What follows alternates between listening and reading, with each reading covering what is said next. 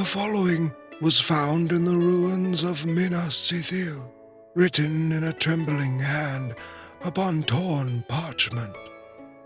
The ink grows faint at the end, as though it were burned away.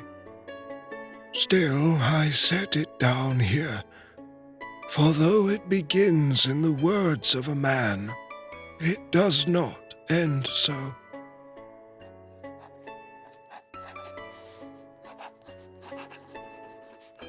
I set quill to parchment in this waning hour. Though my hand trembles and the letters waver like smoke before the wind, long years have passed since first the gift was bestowed upon me. Years unnumbered, years that flow as water, yet leave no mark upon the stone. And yet, I remember.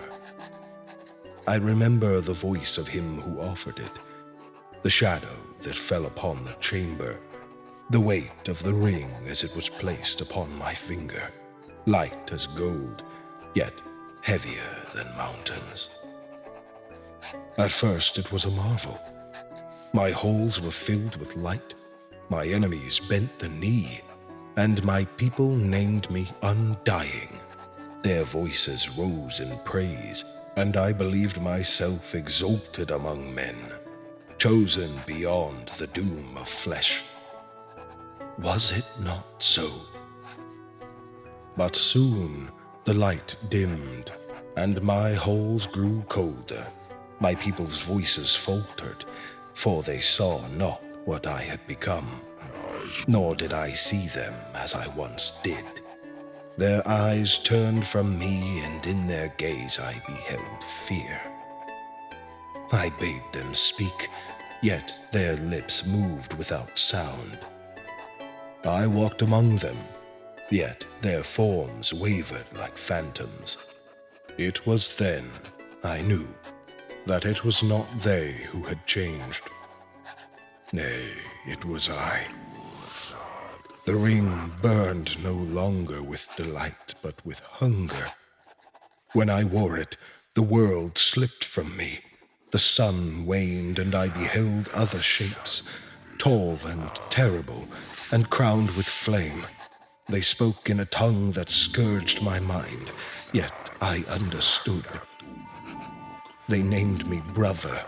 They named me thrall. I cast the ring aside, but it returned to me. Always it returned.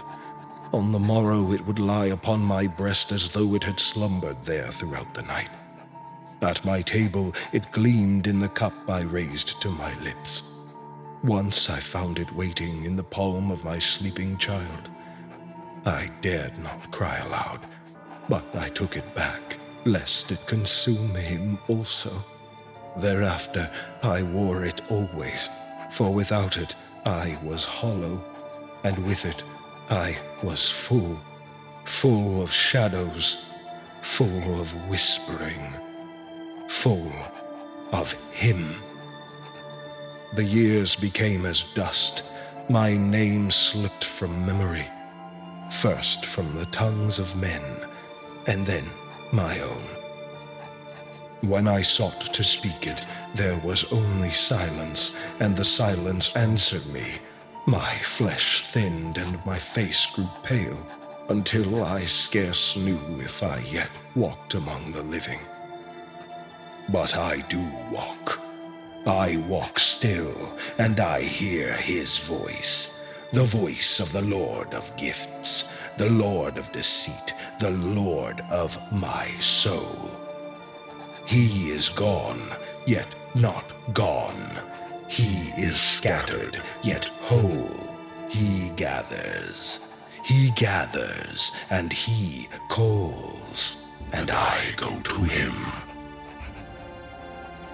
My hand fades even as I write, and the quill trembles as though held by smoke. The letters reel before me, black upon black. I hear the hoofbeats of my brethren in the night, and the shriek that rends the air is my own, yet not mine. I am drawn. I am unmade and remade. I am no longer I. We are.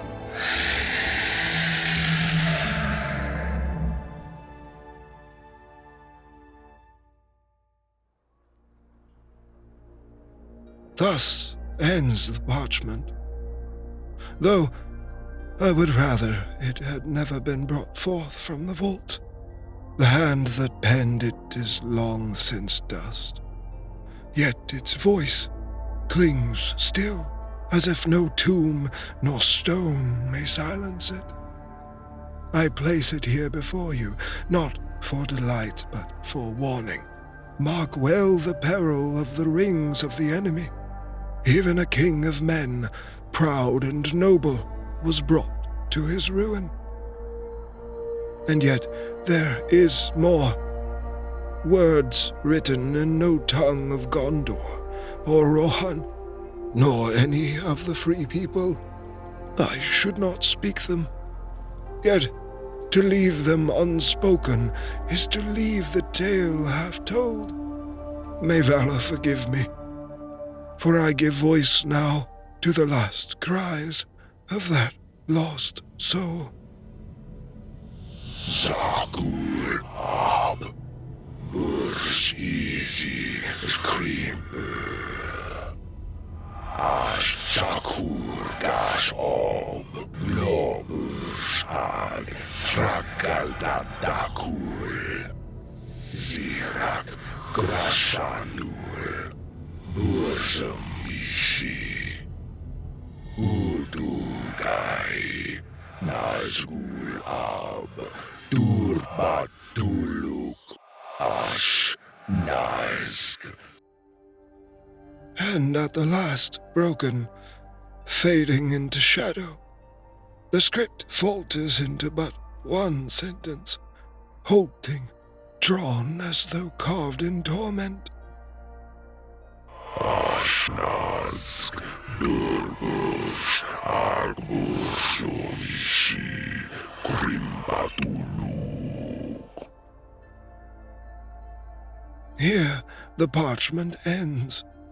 Yet I cannot shake the sense that even now, in the silent hall of records, some part of it listens still